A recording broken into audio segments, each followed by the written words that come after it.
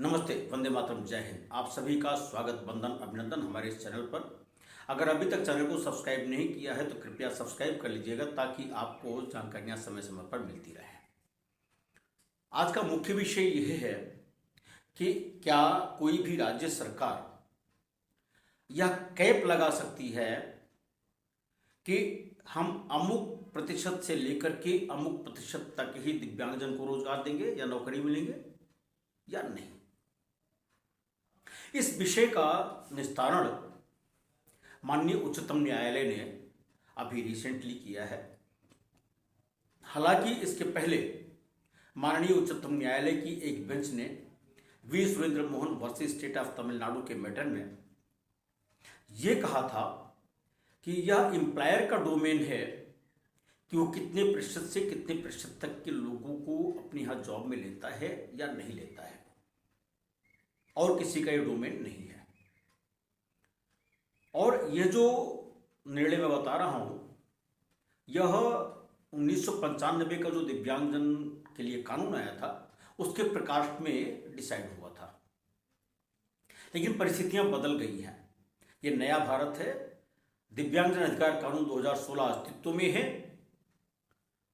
उसके अनुसार जो दिव्यांगजन अधिकार कानून 2016 आया है उसकी section 2R, section 2S, section 2T मुख्य रूप से ये 3 श्रेणियां ही दिव्यांगों की हैं।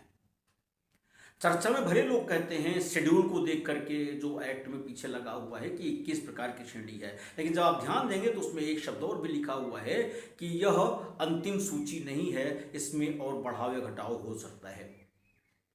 कैसे होगा? वो परिभाषा के दृष्टिकोण से ही होगा। आपके आशीर्वाद से और माँ की कृपा से यथावत जब भी चर्चा करता हूँ तो ये कृपा ही कहूँगा कि जो मैं सोचता हूँ वही उच्चतम न्यायालय से निर्णय भी आ जाता है। यह सिर्फ मैं कह सकता हूँ कि सुप्रीम कोर्ट भी मेरी सोच पर मुहर लगा देता है।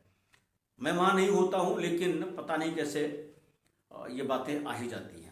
एक मामला आया, एक वकील साहब थे, दिव्यांगजन, 15 साल की उनकी प्रैक्टिस, वो नौकरी के लिए आवेदन करते हैं और पद होता है additional district attorney, Himachal Pradesh का मैटर है। वो वकील साहब विज्ञापन के क्रम में ऑनलाइन अप्लाई करते हैं, सिलेक्ट भी हो जाते हैं, लेकिन जो सिलेक्ट कमेटी होती है वो ये कहती है साहब आपकी दिव्यांगता 90% है और हमें जो लेना है वह 40 to 60% ही लेना है। चूँकि अटॉर्नी का काम लेना है और एडिशनल डिस्ट्रिक्ट अटॉर्नी के काम में कई सारी बाधाएं भी आ सकती हैं, तो इसलिए एक क्राइटेरिया फिक्स किया है, कैप लगाया हुआ है। इस आदेश के अगेंस्ट वो माननीय उच्च न्यायालय में जाते हैं हिमाचल प्रदेश की, और वहाँ की बेंच उनकी पिटीशन को रिजेक्ट कर देती है और रिजेक्शन का आधार देती है कि जो परसेंटेज है 40 से 60 का वह एम्प्लॉयर के डोमेन का सब्जेक्ट है, उसको कोई भी एप्लीकेट चैलेंज नहीं कर सकता।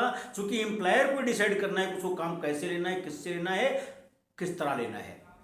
अच्छी बात है, लेकिन ये कैप जो लगाया उन्होंने इसके लिए कोई स्टैट्यूटरी प्रोविजन नहीं थी, अर्थात वैधानिक परिस्थिति के अधीन अगर किया होता तो समझ में आता।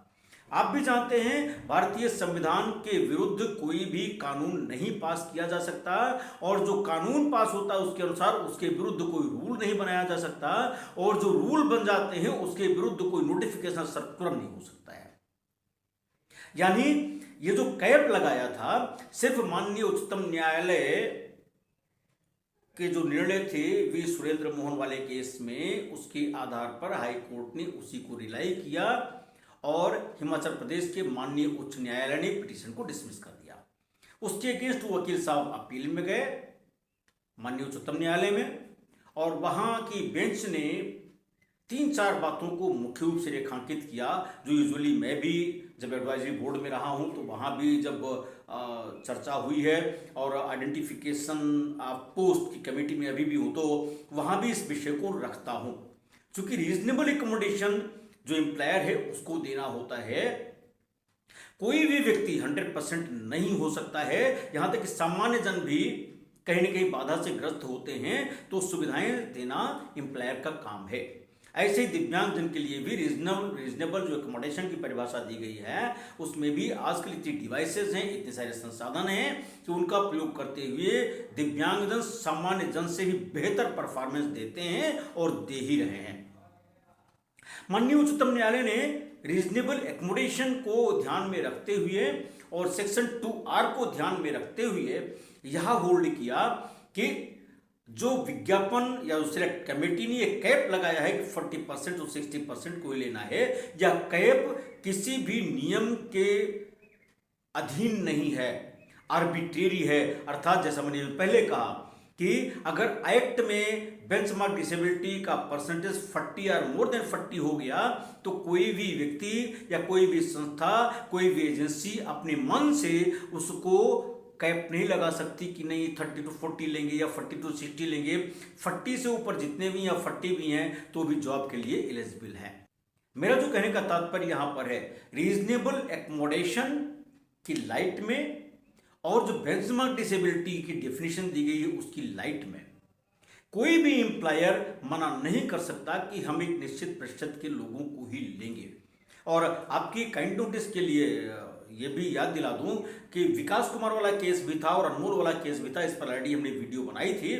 उसमें भी बेंचमार्क डिसेबिलिटी से नीचे की बात थी तो भी ऑनरेबल सुप्रीम कोर्ट ने वहां पर डायरेक्शन दिया था और मिनिस्ट्री ऑफ सोशल जस्टिस ने उसके बारे में स्क्राइब के लिए उनको सुविधा देनी पड़ी थी। तो तात्पर्य यहां पर यह है कि जब हम इंक्लूसिव सोसाइटी की बात करते हैं, समावेशी समाज की बात करते हैं, सबको मुख्यधारा में लाने की बात करते हैं, तो वहां पर हमको सबको साथ में लेके चलना ही पड़ेगा। और यही मोदी जी भी कहते हैं, सबका साथ, सबका विकास, सबका प्रयास, सबका विश्वास। इसीलिए मैं कहता हूं, और ये मोदी जी नहीं कहते, ये जितने भी हैं हमारे समाज के लोग, सबको ये आज नहीं तो कल स्वीकार करना पड़ेगा, करना ही पड़ेगा। किसी एक भी सेगमेंट को आप छोड़कर आगे नहीं बढ़ सकते हैं, वो चाहे महिलाएं हो, चाहे हमारे किन्नर बंधु हो, भगिनी हो, या फिर कोई और हो। इसीलिए मैं कह रहा हूं कि रीजनेबल एकोमोडेशन, इंक्लूजन और कानून के दायरे में सारी चीजें होनी चाहिए।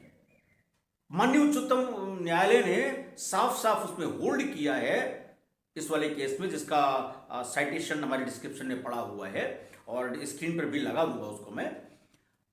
साफ साफ कहा हुआ है कि जो वी सुरेंद्र मोहन वाला केस था, जो ओवररूल हो गया है विकास कुमार वाले केस की लाइट में, वह प्रभावी नहीं है, एक चीज।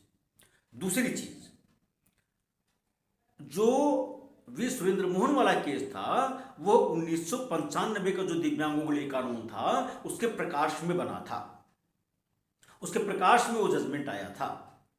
और अब 2016 का जो कानून आया है वह अपने में कुछ ज्यादा इफेक्टिव है। इसलिए जो वी सुरेंद्र मोहन वाला केस था वह प्रभावी नहीं रहेगा, उसका कोई मतलब नहीं है, क्योंकि एक्ट ही रिप्लेस हो गया। 1995 का जो अधिनियम था वह ही बदल दिया गया, अस्तित्व में नहीं है, अब दूसरा कानून आ गया। तीसरा जो मुख्य इशू आया, रीजनेबल एकोमोडेशन, वो एक मामला और आया था नासिक का, वहां भी एक एमएनसी का इशू था, वहां के कमिश्नर ने उसको कंसीडर नहीं किया, हालांकि उस पर भी आगे लिटिगेशन आएगा, आने जा ही रहा है। इसी तरह से 2-3 विषय और थे। अभी उत्तर प्रदेश में अभी एक मेरे पास फोन आया था आज कि वो बच्चा है, दिव्यांग है, पैर से भी और हाथ से भी, और लेखपाल में उसका सिलेक्शन होना था, लेकिन उसको इसलिए नहीं कर रहे हैं कि वो पैर और हाथ से दिव्यांग और कार्य की प्रकृति ऐसी है कि वो उसको नहीं कर पाएगा। इसी सोच को बार बार मैं कहता हूं, आप ये कैसे मन बना के बैठे हो, दिव्यांगजन है तो ये काम नहीं कर पाएगा, मेरे हाथ नहीं तो मैं काम नहीं कर रहा हूं क्या, मैं तो बिना किसी संसाधन के काम कर रहा हूं। ऐसे बहुत सारे लोग हैं, संसाधन इतने आ गए हैं कि उसकी दिव्यांगता के आधार पर उसको डिस्क्रिमिनेट आप नहीं कर सकते, उसकी अपॉर्चुनिटी से उसको आप डिप्राइव नहीं कर सकते, वंचित नहीं कर सकते, ऐसा आरपीडब्ल्यूडी एक्ट भी बोलता है। और ऐसा डिस्क्रिमिनेशन आर्बिट्रेरी होता है। इसलिए आप सब भी जागरूक होइए, सबको बताइए, सबको समझाइए, और अगर ऐसी कहीं स्थिति आती है तो न्यायालय के दरवाजे खुले हुए हैं, वहां भी हमको न्याय के लिए आगे बढ़ना चाहिए। धरना प्रदर्शन भी अपने में एक महत्वपूर्ण बात होती है, लेकिन वो तब होती है जब सारे रास्ते बंद हो जाते हैं। अभिव्यक्ति की आज़ादी का मतलब ये नहीं होता है कि कानून के दायरे से परे। कानून के दायरे में अपने अधिकार को लीजिए, कानून के दायरे में अपने कर्तव्यों का निर्वहन भी कीजिए, कानून का पालन भी कीजिए, तभी बात बनती है। और यह सिर्फ ऐसा नहीं सिर्फ अधिवक्ताओं के लिए है, समाज के प्रत्येक वर्ग के लिए भी है, जजेस के लिए भी है, एग्जीक्यूटिव के लिए भी है, प्रशासन के लिए भी है, मंत्री और नेता सबके लिए है। सब लोगों को कानून के दायरे में ही रहकर काम करना है, तभी यह देश, हम, आप, समाज समृद्ध होगा, समुन्नत होगा और हमारा राष्ट्र परम वैभव की ओर बढ़ पाएगा। आज की बात यहीं तक, लेकिन इस निवेदन के साथ कि अगर आपको लगता है कि मेरी बात सही है तो कमेंट करके भी हमको बताया कीजिए। आपके कमेंट हमारे लिए टॉनिक का काम करते हैं। बहुत बहुत धन्यवाद। वंदे मातरम। जय हिंद।